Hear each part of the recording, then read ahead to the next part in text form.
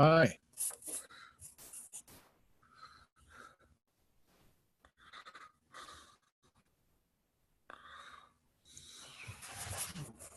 Again.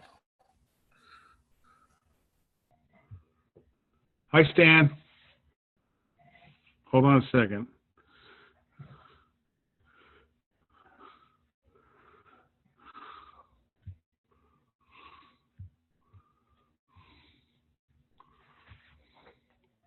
Hi, Stan. Hi. How are you? Okay. How you doing?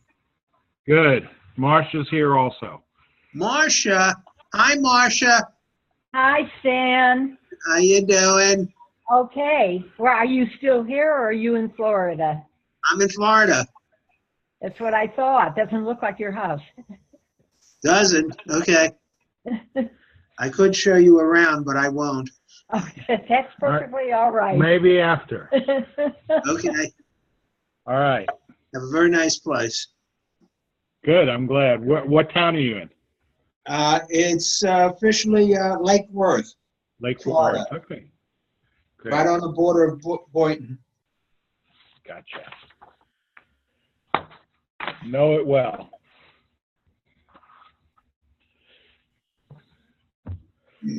All right. So we are in year 3 of the triennial Right. Parshat VaEra. So begin with Exodus 8:16. Right. Got it.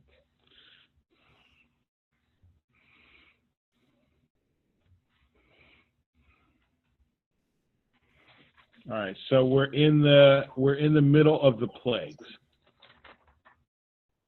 Mhm. All right. So I'll just 8:16, which we're not looking at Rashi on.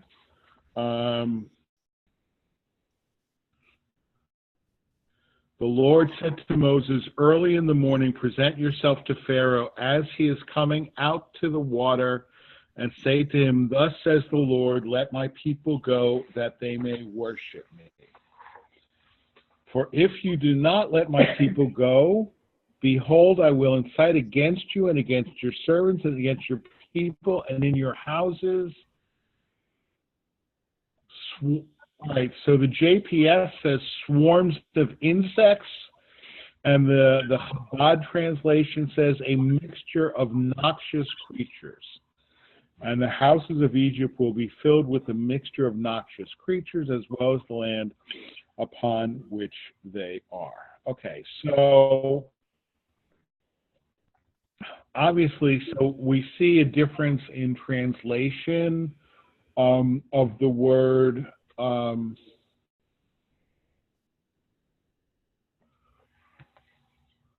arov, okay, and that's sort of like the point of Rashi's commentary. Okay. All right, so in the first commentary, Mashlich Bacha, what he's looking at the word, or Mashliach, actually Mashliach, because normally the root, the shorsh of shalach, right, is to send, right? Like Moses says in the name of God, shlach et ami, right? And a Chabad rabbi who's appointed to a certain place, they're actually known as shlichim or shluchim, because they're emissaries of the Lubavitcher Rebbe, may he live long and prosper, right? So Rashi is trying to explain what does it mean, mashliach, okay? And because he's not literally sending or casting beasts, but he's inciting beasts. So he found another use in Deuteronomy of the same verb to have the same meaning, and then he kindly translates it into French, Old French. Old French. Well, I mean, look, my Old French is as good as Mine too, my but modern French, but actually, I mean, if you just look at the Rashi, I mean, if you look at the Old French in Rashi, right, you see where it is? It's the next to last word in the second line of the first commentary. Okay. Right?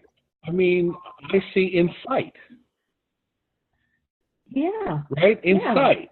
Right? So, you know, I don't know how it was pronounced in Old French, but it's clearly a cognate of the English word insight. Which may have come from the French to begin Which with. probably did come from the French to begin with. Okay? So that's the point. That's the point, that you can actually find English in Rashi. Okay. So now we're going to look at Rashi's explanation of what means this word arov. Okay. Kol minei chayot ra'ot, all different types of bad creatures, wild beasts, nechashim, snakes, akrabim, scorpions, ba'arbuvia, b'hayu mashchitim, bahem, a mixture, and they were destroying among them, the Egyptians. Okay. Now, here's the question. Why does Rashi say a mixture of noxious creatures, whereas the other translation says swarms of insects, right?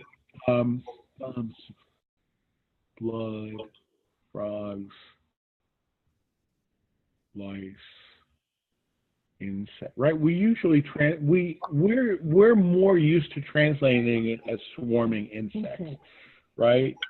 But all right, what the translation of the Rashi doesn't make clear is that he's looking at the word arov, okay? And the shorish of arov is ayin resh bet, okay? And, you know, the mixed multitude that went up with the Israelites out of Egypt, right?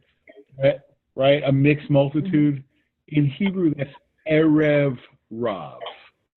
Okay, that the word Erev, now we know Erev like evening, right? But it's actually, at least one explanation is that the two are related, because evening, it's a mixture. It's a mixture of day and night, right? It's not Lila.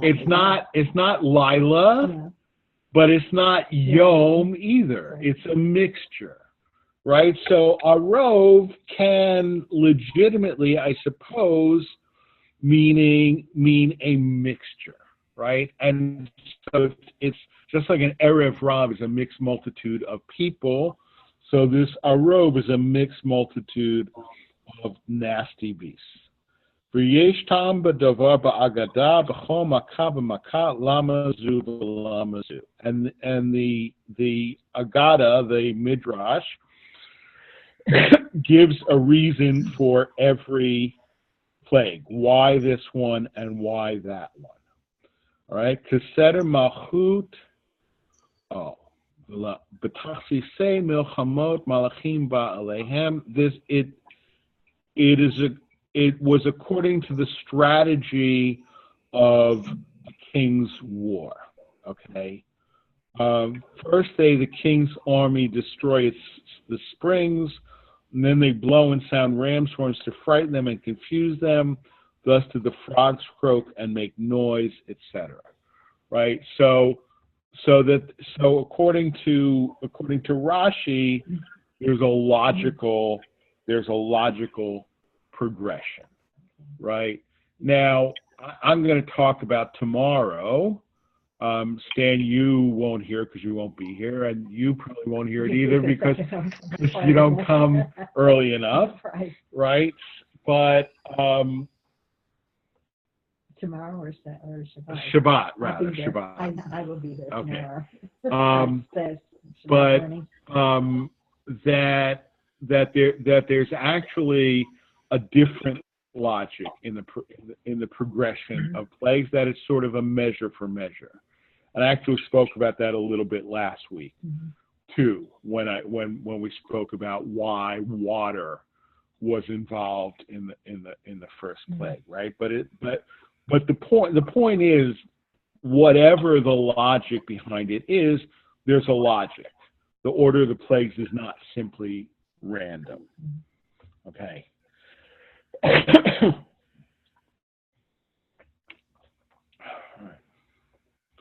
Verse 18. I will separate on that day the land of Goshen upon which my people stand, that there will be no mixture of noxious creatures there, right? No arov there. Lama'an teda, so that you may know, and that's singular.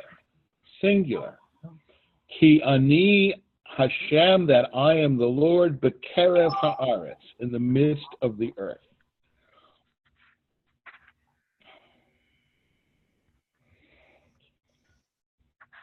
When you emphasize the singular, is that unusual or? Well, yeah. I mean, this is God telling Moses what to say to Pharaoh. Okay. Right, and so I think the fact that it's singular is significant. I mean, again, this is not, Rashi's not, I don't think there's a Rashi. Well, there is a Rashi on this. But the point is that for the Egyptians and for Pharaoh himself, Pharaoh is a deity. Yes. Right? So he's not willing to humble himself. He's not, right? He says, who is the Lord that I should let Israel go? Right? You're challenging, you're challenging one God to challenging another. Right, exactly. Right? So it's not just, so God doesn't simply want him to let the people go. Right? It's important that Pharaoh acknowledge God's power and his subservience to God. All right. So in the first commentary, he's just explaining what the word separate is, because again, it's an unusual shoresh. So he brings other examples from actually later on in the same parsha, and from Deuteronomy, where this shoresh of pei lamed yud or pei lamed aleph means to separate. Okay. All right. Now, leman teda, in order that you know, ki ani Hashem bekerev haaretz, that I am the Lord in the midst of the earth. Af al pi shechinati b'shamayim zerati mitkayemet betachtonim. Okay, so he's actually not commenting on that you may know, but rather that I am the Lord in the midst of the earth. Right? In other words, right? Yes, my presence is in the heavens, right? I dwell in the heavens, but that doesn't mean that my power doesn't extend to earth either, as well, right? I mean, there's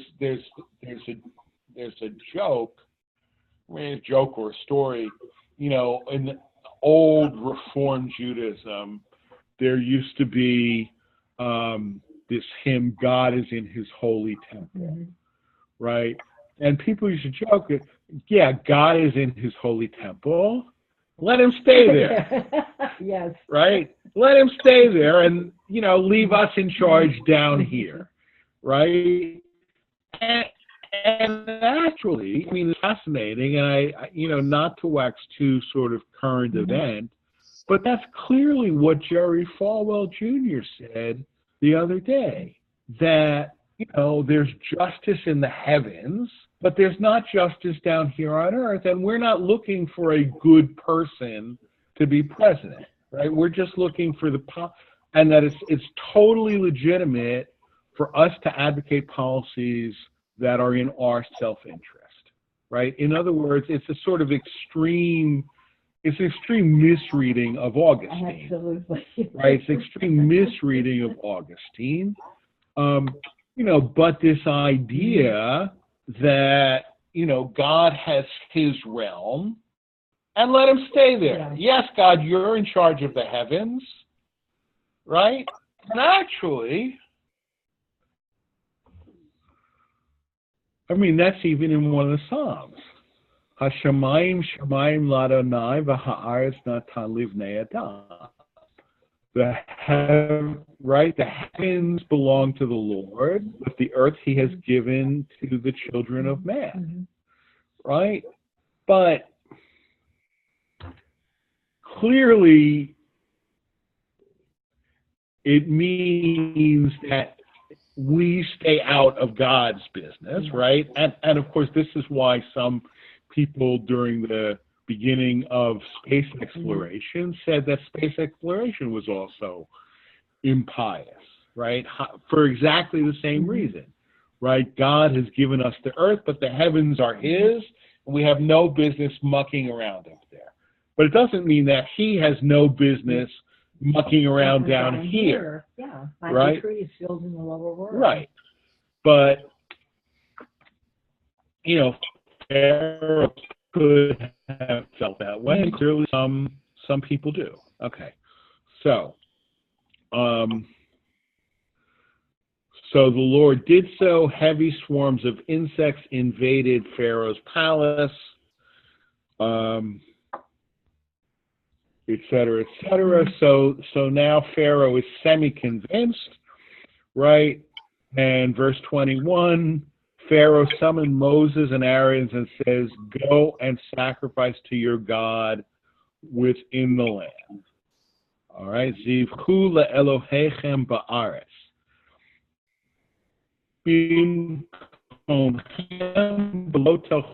Okay, because at this point, right, they're not, at least on paper, they're not saying we want to leave Egypt permanently, right? They've asked to journey 3 days into the desert and sacrifice to God, and then we'll come back, right? That's a pretense, right?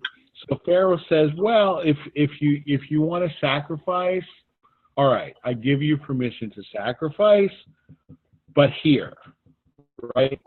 But here, it's so important to you, I'll give you the day, so I'll give you the time off, and I'll provide the cattle, right? But you're not going into the desert for this sacrifice. Do it right here because that's what you want to do.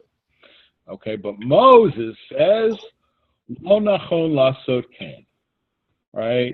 It's not proper for us to do that. Ki tovat Mitzrayim nizbach l'Adonai Eloheinu hen nizbach et tovat Mitzrayim le'neihem v'lo yiskalunu. Right? We will sacrifice the abomination of the Egyptians to our God. Will we sacrifice the deity of the Egyptians before their eyes and they will not stone us? What does it say? How's the JPS translate? All right. It would not be right to do this, for what we sacrifice to the Lord our God is untouchable to the Egyptians. If we sacrifice that which is untouchable to the Egyptians before their very eyes, will they not stone us? Okay, now, what's interesting, I think a little unfortunate, is that the Chabad translation takes the same word toeva, and once translates it as abomination and once as deity, okay? But the point is they want to sacrifice sheep, right? They want to sacrifice sheep, which, at least according to the Bible, was sheep and goats were sacred to the Egyptians. Okay, now I don't know that that's exactly true, but clearly, I mean, here's what we do know. Okay, what we do, I mean, we know from the Joseph saga, right? And there's no reason to doubt that this reflects a historic reality, right? That the Egyptians won't eat at the same table as Hebrews because it is a toeva, exactly the same word. Okay, toeva hila mitzrayim, it is an abomination to Egypt. And elsewhere it says, Ki toivat mitzrayim kol roet son. The Egyptians abhor all shepherds. Okay, now, right, anthropologically, we know that there's a conflict between settled farmers and shepherds, right? Between the settled farmer and the nomad. Right. Yeah. Right. They're fighting over the same land. They're fighting over the same land, and sheep. I mean, there's a difference between cattle versus sheep and goats. Right. Sheep and goats eat it down to and including the roots. Right. Whereas if cattle graze, the land will regenerate, right? If sheep and goats graze, that's it. Okay, so that could be the reason that, I mean, that's more likely the reason why there's this conflict between the Israelites and the Egyptians. But the Torah believes that sheep are sacred to the Egyptians, and therefore, how are we going to do this sacrifice in Egypt with the Egyptians watching us? The son of the gods has a ram's head. Right. Horus has a ram's head, right? All right. So there's some basis to it.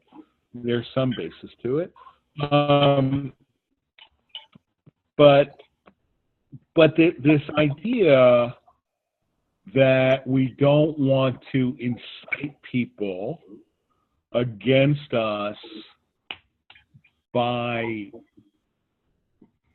messing around with something that they consider a deity, even though we don't consider a deity, obviously. I mean, this is also embedded, you probably don't know this, but the laws of the Chanukiah, right? Because we know, right? You're supposed to light your Chanukiah where it's visible from the street, right? But it says in times of danger, you can light it inside the house so it's not visible from the street, right? And most people interpret that to mean anti-Semitism, right? But stuff that I've read says no, it's not that, or it's not precisely that. That the Babylonian Talmud was written when the Persian Empire, right? So the Sasanian, right? The Persian Empire was still Zoroastrian, and for Zoroastrians, fire is sacred. Right, and so if the Zoroastrians see us making a fire and it's a holy fire, it'll upset them. Right, now it's interesting. I mean, you used the term fire worshippers, right? I mean, this is not really apropos of Rashi, but I learned within the last couple of months that there's a Zoroastrian temple in Boyd's.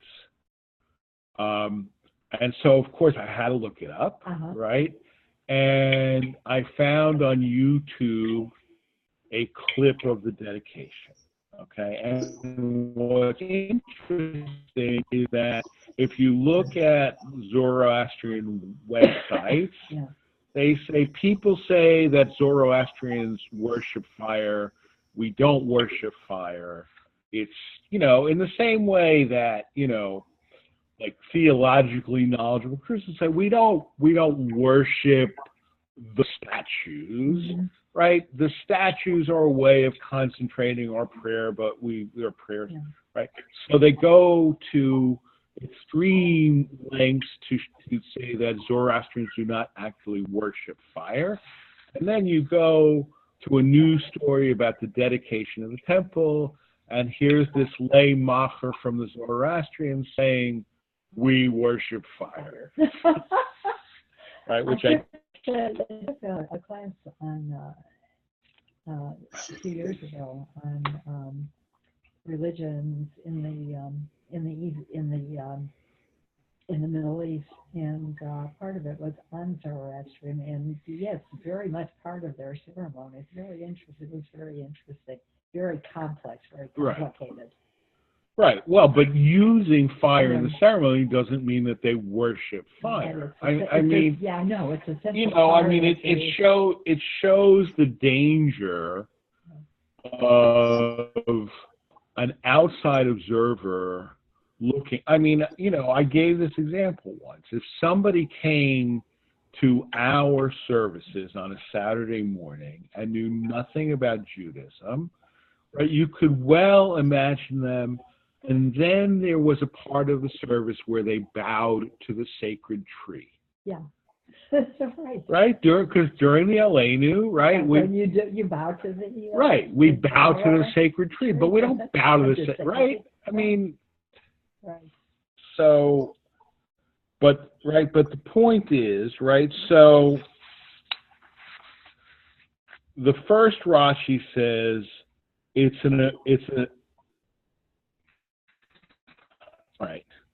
Toivat Mitzrayim, the abomination of Egypt, Yirat Mitzrayim, right? The thing that the Egyptians reverence or fear. Okay? As it, so he brings from the book of Kings, Milkom Toivat B'nai Ammon. Milkom, the abomination of the children of Ammon. V'etzel Yisrael Koreo To Toivah. So it's an abomination for the Israelites. All right. V'od yesh lomar b'lshon acher. You could say it differently. Toivat Mitzrayim, the abomination of the Israelites. Devar sanui hulu Mitzrayim zvicha she'anu zovchim she'arei yiratam anu zovchim. Okay. That when we say the abomination of the Egyptians, right, it's not really the abomination. It's not abominable to the Egyptians; it's their deity, right? But but the Egyptian deity is abominable to us. Yes. That's one way of looking at it. But another way of looking at it is it's abominable to them that we sacrifice their deity. Right? Exactly analogous to the way the Sassanians might have felt about Jews using a Hanukkah. Yeah. Right? All right? And will they not stone us? This is a question. Okay? Right? So Moses is saying we can't do that, right? Because it's your deity. We'll be sacrificing your deity, and it'll upset you. Okay. So, verse 27. The Lord did according to Moses' word, and he removed the mixture of noxious creatures from Pharaoh, from his servants, from his people. Not one was left. Okay. And it says, Vayasar ha'erov. Okay. He took away the arov. Okay. What does it mean he took them away? He took them away. Velo metu kamosha metu hatzafaraim. They didn't die like the frogs died. She'im metu lehem hana'ah be'orot. right? In other words, there's a difference between what happened with the frogs. The frogs died. The arov, assuming that this is this mixture of creatures, didn't die. They just disappeared. God took them away. Why? Because had the creatures died, the Egyptians would have derived benefits from the animals' hides. Right? In other words, when the frogs died, right, you've still got, right, heaps and heaps of stinking frog carcasses all over Egypt, right? Because there's not a heck of a lot that you can do with frog carcasses, right? But if you're talking about, mammals, right, they're wild beasts, snakes, you can do it. Right, their carcasses still have value, right? I mean, and we see this in some of the Torah-itic legislation about animals. Like, if my animal gores your animal, right, we split the dead animal. Why do we split the dead animal? Because the dead animal still has value, right? A dead animal still has value. A dead frog doesn't have a lot of value. Okay. All right. But Pharaoh hardened his heart this time also, and he did not let the people go. Gamba Pam Hazot, also this time. Afal Pisha Amar. He said in verse 24, Anochi ashalech etchem, I will let you go. Lo kiem havtachato. He didn't keep his promise. All right. So,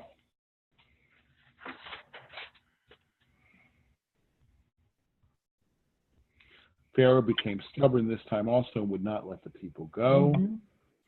Right. So, now we're going to have the fifth plague. Right, pestilence, dever. Okay, so how is this plague going to be brought? Handfuls of furnace soup, right? Vayomer Adonai Moshe va'al ha'Haron kechu lechem malo chofnechem piach kivshan.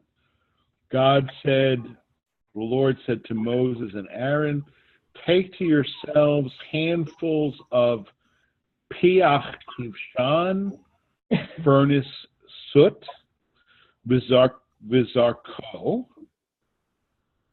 Moshe hashamayma le'enei Pharaoh.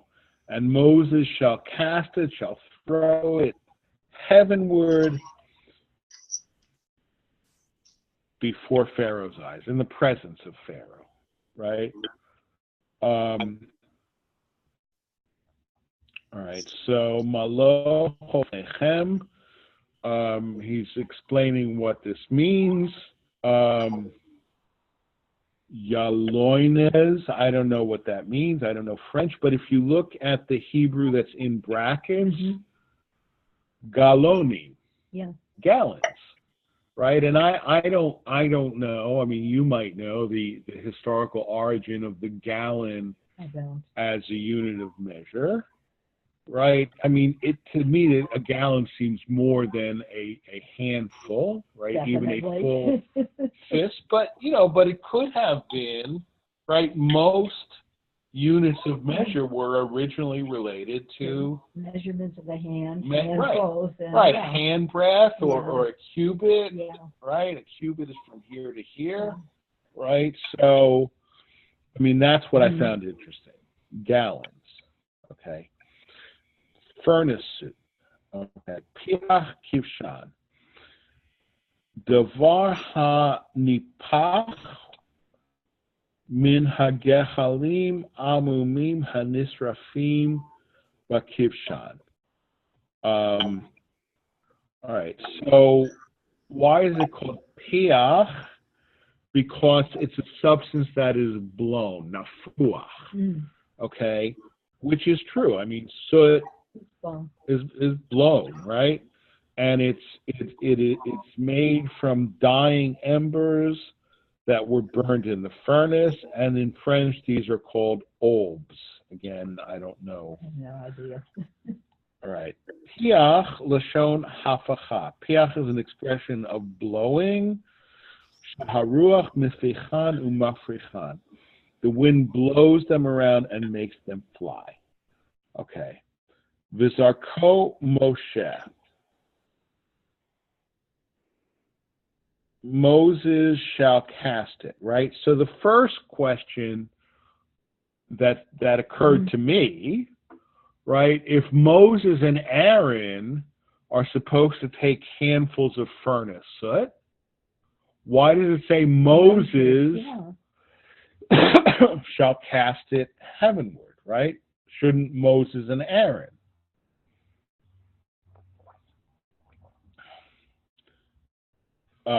Cast it, right? So Rashi explains, and I think he's right. I mean, at least what he says is correct. It may not be the right explanation, but what he says is factual true. Kol davar hanizrach b'koach eino nizrach ela b'yad echad. Okay, anything that's cast with strength forcefully is cast with one hand, which is true. I mean, if you look at, the way you have to throw in a soccer ball, right, where you have to use two hands, right, it's very, very limited. It doesn't go, it's much harder to aim it. It's much harder to aim when you can't pull it far enough back to get forward. Right, and it certainly doesn't go as fast or as far, right? Whereas, a goalie can throw it, right, or the way you throw a basketball, or the way you throw a football. Right, so anything cast with strength is cast with one hand. So there are many miracles here. All right, Moses' handful held his own double handfuls as well as those of Aaron. Okay, so Moses and Aaron took the handfuls, right? And it is Maloch Hofnechem. So, right, two handfuls, so two handfuls each, right? But the four handfuls fit into one handful of Moses so that he could throw it with great force.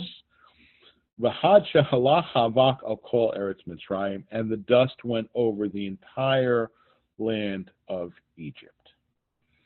Okay? V'haya le'avak al kol eretz Mitzrayim will become dust upon all the land of Egypt. V'haya al ha'adam v'al ha'behima, it will be on man and beast. L'shechin pareach, blisters that literally flower, right? Prachim are flowers that breaking out into blisters.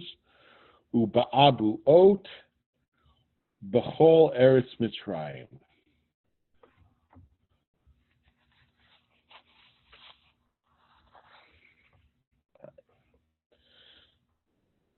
L'shachin pareach ababu ot. As it says in the Targum, through which blisters break out. Okay. And shachin boils, an expression of heat. There are many examples of this in the Mishnah, where the shoresh shachan means heat.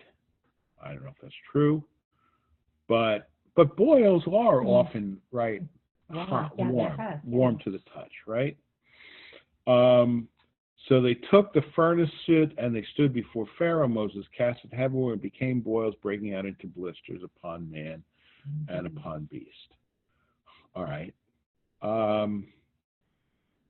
Now, if you say, but where did they have beasts? Right? Does it not say already, and all the livestock of the Egyptians had died? Right? Does it say that? It's verse 6. Right. The Lord did so the next day. All died, but the livestock. Oh, yeah, it does say that. Right. Okay. So how is it possible that Their livestock were afflicted with boils and blisters when all the livestock of the Egyptians had died. All right. I will answer, the decree was leveled only upon those in the field, as it is said, upon your livestock that is in the field, verse 3. Mm-hmm. Yes. Right, Yeah. livestock in the field. Yeah. Okay. So the ones in the barns. But he who feared the word of the Lord brought all his livestock into the houses. And so it is taught in the Mechilta regarding he took 600 chosen chariots. Okay, I guess, I mean, I'm not looking at the Rashi on there, right? But so in other words, God said, I'm going to strike your beasts in the field, right? And apparently at least some Egyptians actually believed him, right? Because it was really a contest of wills between God and Pharaoh, not necessarily between God and the entire populace of Egypt, right? But the entire populace is suffering for the stubbornness and stupidity of its leaders. Sounds familiar. But, you know, I guess later on, when it says he took 600 chosen chariots, well, not a problem that he has chariots, right? But is he going to pull it? Who's going to pull where does he have horses from? Right. Well, he knew, I guess, I mean, I would have to look at the Rashi, but that he put the horses in the barn so that he would have them later, because he did actually know that God had this power. Okay. There was hail and fire flaming within the hail, very heavy, the likes of which had never been throughout the entire land of Egypt since it had become a nation. All right. This was a miracle within a miracle. The fire and hail intermingled. Although hail is water, to perform the will of their maker, they made peace between themselves. The hail did not extinguish the fire, nor did the fire melt the hail. Right? I mean, and, you know, obviously, I mean, I remember I gave a whole sermon a couple of years ago on fire and water, right? And you know, fire and water are, in a way, opposites, right? They're at war with each other. But fire and water both, first of all, both fire and water are, right? The Torah is analogized to both fire and water. Right? And also fire and water, on the one hand, they're extremely destructive. On the other hand, we can't live without them. That's right. Right? So the trick, how do you balance? How do you balance, right? How do you balance? And so here but this is really a miracle. I mean, you couldn't imagine really flaming hail, flaming ice. Right? No, not unless you have. No, you can't. All you can think of parallel is just a severe thunderstorm with hail. When you have the lightning, and that's the closest you can come. Right. Okay. All right.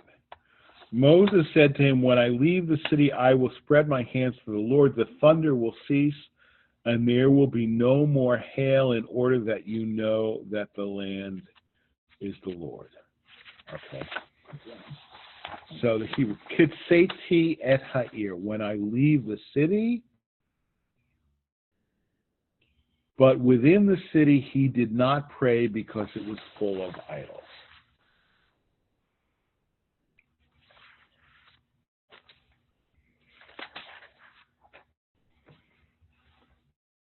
Yeah, this is a section I'm reading on Saturday. This is very helpful. Oh, okay. Yeah. Because I know words, but I can't always put them together. Sure. Right. Right, but this is the idea that, right, so Moses couldn't pray in the city because the city was full of idols. So, yeah. Right, and that, that our environment influences us, and that, you should not pray in a place that is contaminated. That's contaminated. Right. Yeah. Right. Moses went away from Pharaoh out of the city, spread out his hand to the Lord. The thunder and the hail ceased, and rain did not come down to earth. Lo nitach artza. It did not reach. Even those hailstones that were in the air did not reach the ground. Okay.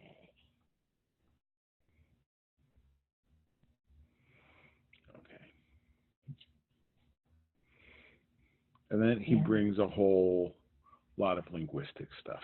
Yeah.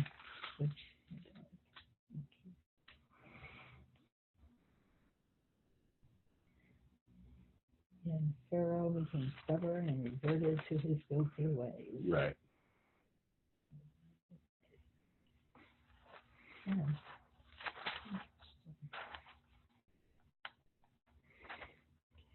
Right.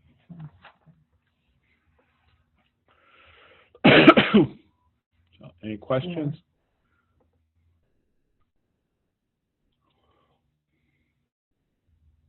So that starting part is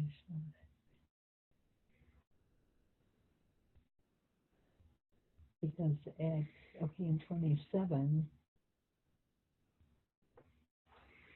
Okay, yeah, to put an end to it, where he says, Pharaoh says sends for Moses and Aaron and says, I'm guilty.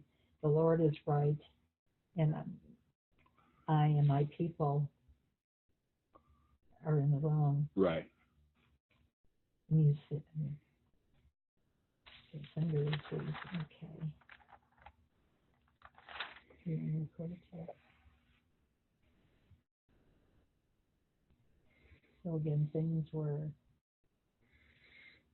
and the Lord has hardened his heart.